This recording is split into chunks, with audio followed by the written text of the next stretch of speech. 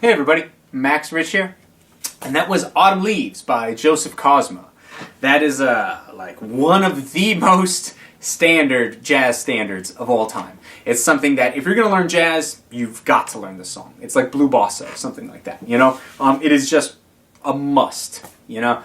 And basically, what we're going to do today is we're going to talk about the chord structure and the melody and how they interact. Because when you're learning a jazz song, it's really, really, really important to understand those two elements, the harmony and the melody, because those two are basically the most important, with the harmony being even more important than the melody. And the reason is the harmony dictates the melody rather than the other way around. In order to play jazz reliably and sort of comfortably from a mental standpoint, you know, jazz is like really, it's not based on shapes the way blues is. You have like a, you know, like a blues scale that you can play, and if you're in an A blues, you can play that and you hit any of those notes and you're okay. Jazz doesn't work the same way. It doesn't rely necessarily on shapes. It relies more on a theoretical knowledge.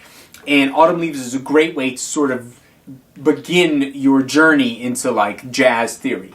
But in order to do so, you have to have a basic understanding of jazz chords, meaning that we're not going to be dealing with C major, G minor, A minor, whatever. We're going to be dealing with seventh chords at a minimum, meaning that these chords will have four notes, 1, 3, 5, and 7.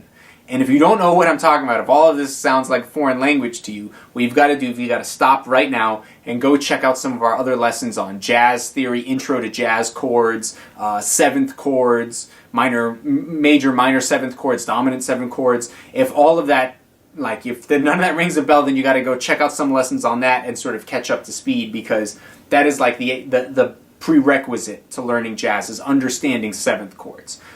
Because jazz theory relies very heavily on seventh chords. So if you don't understand it, you're going to get lost pretty quickly.